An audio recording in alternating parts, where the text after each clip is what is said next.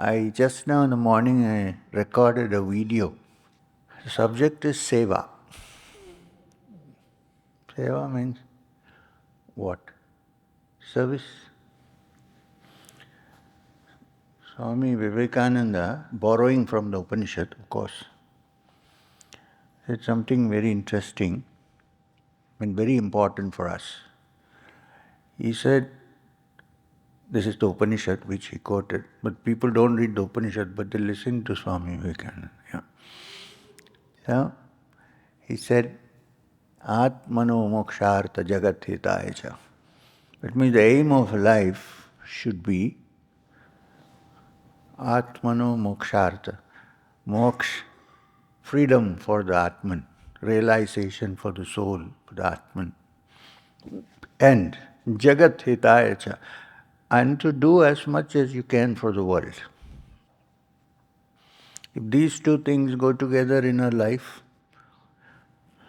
the first one is difficult. Atmano mokshartha is a long way. Not easy, but possible. Otherwise, I won't be wasting time. Jagat hitaya cha is possible for most people. That's why when he started the Ramakrishna mission, he said to them, look, guys, you're not going to meditate 24 hours a day. I know that's not possible. You're not Thakur. His Guru, Ramakrishna. You cannot meditate 24 hours a day. So what can you do? Do service. Do good to others. Serve others. And if you serve others, others are happy, they are looked after. You're actually doing a form of worship. Because to serve the needy, to serve those who need service from us, is like worshipping God. Because from our understanding, apart from the places where God sits still, like in temples, churches and mosques and synagogues and whatever, there is one place only but many, all over the world, that the divinity keeps moving and talking and listening and working, sometimes good, sometimes bad, which is the human body. We, to our understanding, in the heart or the essence or core of every human being, there is a spark of the divine. So we are all mobile temples of God, mobile temples of divinity. So to do seva is the same as worshipping the divinity in living form. So he also called those who suffer and people who are in trouble as Narayana, but he called them Daridra Narayana. That means Narayan who is suffering. So any service rendered to that is a worship by itself. It also purifies our mind. It's a selfish motive, of course, and takes us also to Atma Mokshartha, towards understanding our true self also. No, but this seva you're doing is not so much for the needy, you're doing it for me. And today, whatever I have, if I have touched, whatever I have touched, because of which people want to listen to me and come to me, and sometimes they say, don't talk, just sit here. What is there in me that is different? You know how it came? Because of complete service to the Guru, my Guru.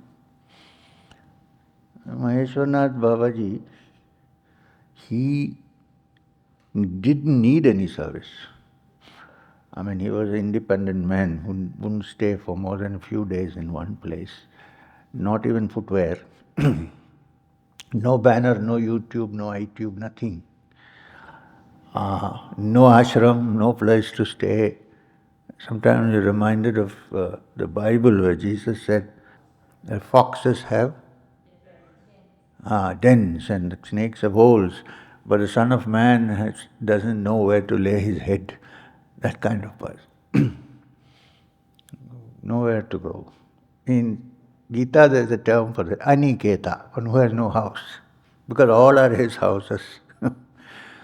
So such a person, but I did my best to serve him as much as I could. And that established the bond of affection between us. And in his, which is very not so easy, he took care of me and I took care of him. It was kind of symbiotic existence, I would say. He would make sure that, he never wore any garments except a small cowpin. Even in the Gangotri Glacier, I have seen him, that's why. No footwear. He would make sure, take your muffler, wear your cap, say, don't imitate me, you'll die. And wear your shoes. So that there was that bond of affection. That's all. Everything else was learnt by itself. I didn't spend long hours sitting and listening to teaching. It just went in because there was this bond. Bond, and even the teachings were like, you just wander around the whole day, then you go sit on the banks of the river and you talk about random things, and you go home and you know what is written in the Upanishad. This is a bond that is important. When the French have a word for it, in rapport. That rapport is important. So I'm hoping that while you work in the kitchen, garden, everywhere, what you should look for is that rapport. And I should also look after you, as he looked after me. I remember when I had leg pain, pain in my shins and thighs. One night I found him massaging my feet. I actually thought there was a leopard pulling me away in the night. So I said, look, it's a matter, what are you doing? He said, Soja. So, anybody has any leg pains, please come.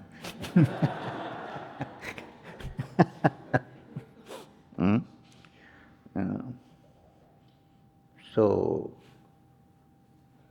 I don't know, is that not enough, what I say? No, keep talking, yapping away.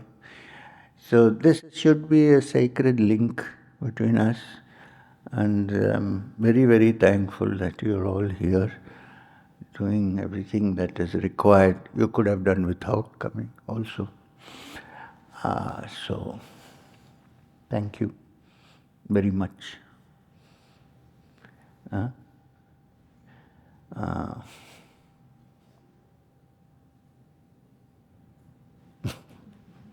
Nothing. You're sitting like that. So that's it. You want to say anything? I think I summed up everything right? In a few words, I hope so.